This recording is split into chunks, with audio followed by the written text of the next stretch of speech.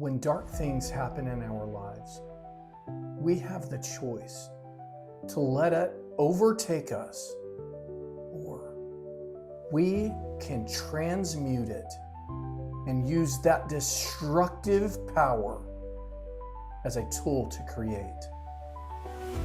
Hi, my name is Matt with the Hat, and today we are going to talk about taking the crap that happens in our lives and making the world better.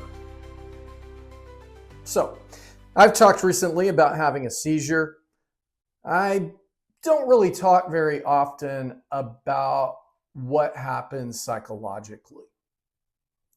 So, there's the seizure event, and that is traumatic in and of itself because you wake up, suddenly you have no memory of what happened.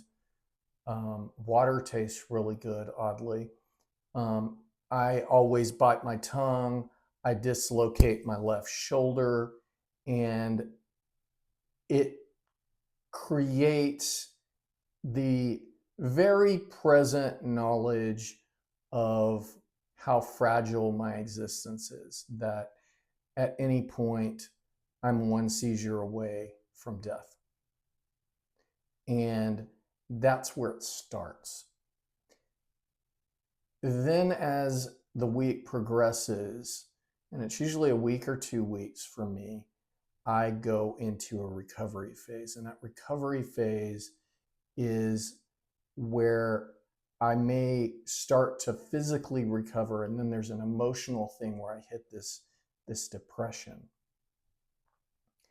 And early on, when I was diagnosed with epilepsy, it was very easy for me to let the darkness swallow me. And I would just go into these dark places, and I really didn't have the tools at the time to learn how to work through them. And then I made a discovery. And the discovery was that I could take all the feelings, the fragility, the pain, the fear, the grief, the anger. I could take that and I could use it to create art. I started it when I was directing Hamlet, and then I continued it and have refined it for my own art, and I use it all the time. So let's look at some practical examples of how you could do this. Let's say you were driving down the road and someone cuts you off. And we all know what that instinct is when someone cuts you off when you're driving. You want to just cuss that person out, and you're thinking all sorts of evil towards that person. And then you feel bad about yourself, a lot of us, for feeling these things, right? When we get home, we're like, "Argh," but then there's this guilt, right? And so transmutation is taking that and using it as fuel to create.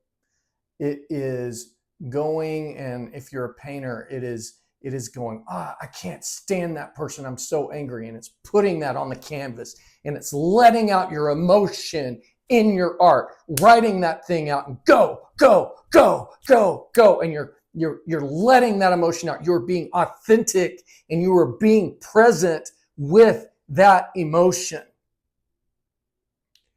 And by doing that, you are letting that voice that is just like circling often with me. It's circling. Instead of letting it take space here, it's taking space on the canvas. It's taking space in the play. It's taking space everywhere else. And by letting that out, something starts to happen. I start to express my emotion, and it's terrible. And it's frightening, and the colors are red, and they're black, and they're this, and they're that. And suddenly, the other side of that feeling is hope. The other side of that feeling is joy, is love, is all of these things. And so often what people try to avoid are these feelings. We try to avoid feeling sad. Put your sadness onto the canvas. Put your sadness into your song. Put your sadness into your acting. And then the other emotions will start to emerge.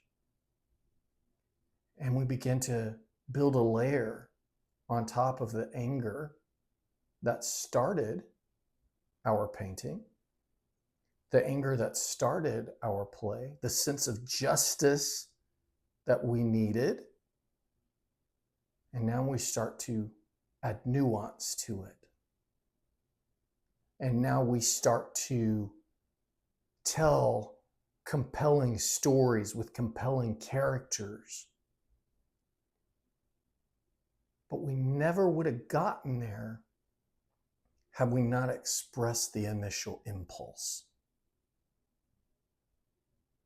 Our cop in the head wants to shame us from feeling so-called negative emotions.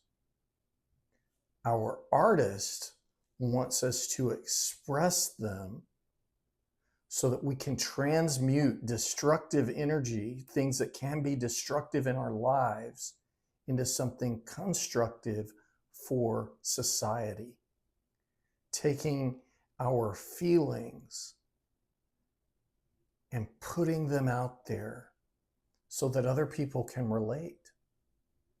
Taking our pain and saying this exists so that other people see themselves through our art. And when you do this, not only are you healing yourself, you are healing others. So, my challenge for you today is very simple. At some point today, you are going to experience something crappy, right?